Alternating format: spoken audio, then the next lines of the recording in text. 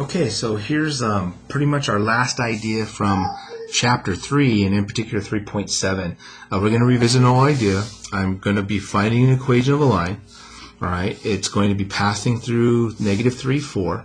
So this alone already tells us that we're going to need our point slope form, right? Because we're not given the y-intercept, we're just given any old fixed point. So here's the form we're going to be using. So the equation of a line, right, I'm going to be using this form, and I know it goes through negative 3, 4. What else does it do? Well, two situations. It's parallel to the line that's given by that equation, and it's going to be perpendicular to the line given by going through these 2 points. So how do I go about finding that? Well, let's recall, right, what does parallel mean? Parallel means we have the same slope. So the equation I'm trying to find will have the same slope as the equation that's given. So same slope. That's how we're going to finish that one off. 2, perpendicular. Well, this means that the slopes, right, they are opposite, so they're going to change sign, and they're reciprocal, right? We're going to flip the fraction. So the line I'm trying to find, going through that point, is going to have an opposite reciprocal slope to the line that's given through those 2 points. So there's the general idea. Let's get to work. So we already have the point, right? There's my x1 and y1. We need the slope.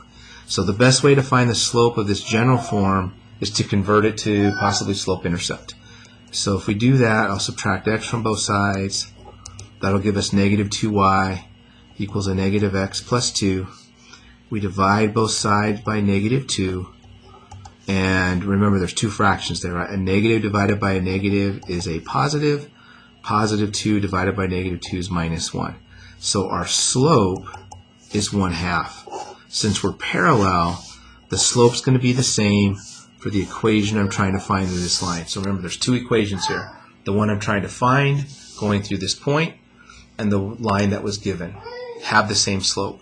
So we're ready, right? So y minus y1 times x minus x1. Just plug in our information.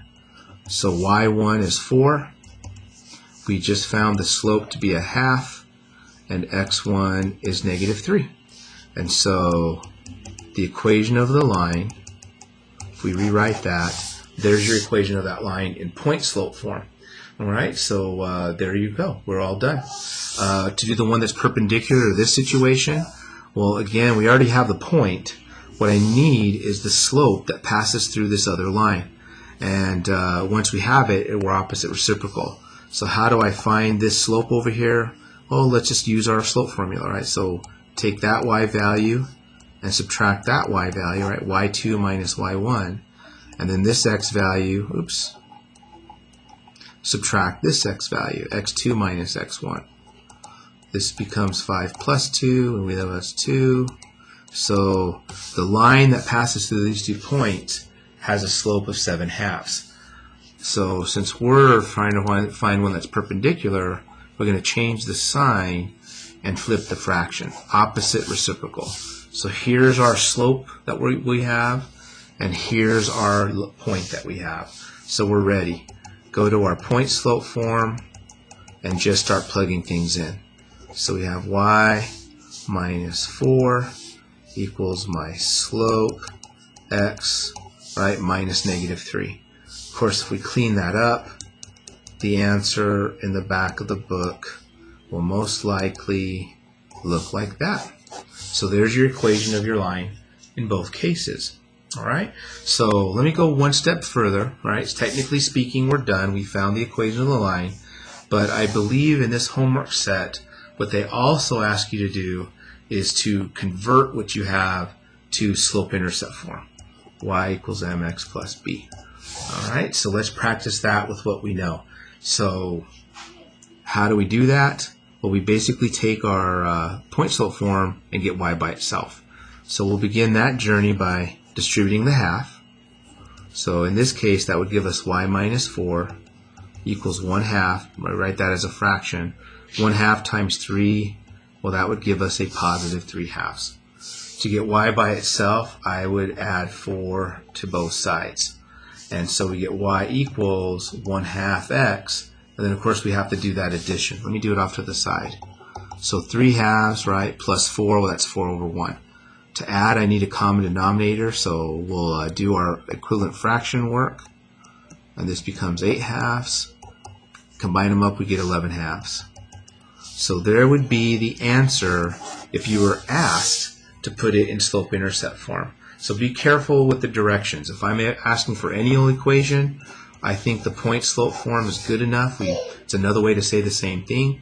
But if the book or I are mean enough to say change it to slope-intercept form, then that's how your final answer would look, and that's how you do it. Distribute, do an addition or subtraction, work on your fractions, and you're good to go. So let's practice it one more time down here.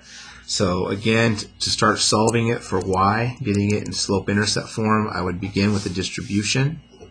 So you get y minus 4. That would be a negative 2/7 x, right? And think of that as a negative times a positive is a negative. 3 times 2 is 6. 7 times 1 is 7. So there's where we're at. We're going to add 4 to both sides to get y by itself.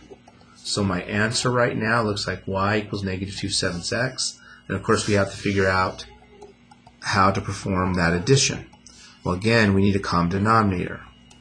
There's my equivalent fraction work, right? And this becomes, what, 28 over 7? And I believe we get 22 over 7 there. So there would be the slope-intercept form if you ask. Again, if they're just asking for any old equation, I wasn't specific here, use what's easy. And I believe in this case the easiest thing was the point-slope form. But if they're mean enough, or if I'm mean enough to say, hey, I want the slope-intercept form, start with this, solve for y. All right, so that pretty much wraps up our last section and our last chapter. Again, if you need more help, please request a Google Meet time, ask some questions on Canvas, email me, go to the Math Solution. There's lots of help out there. All right, see you guys in the next videos.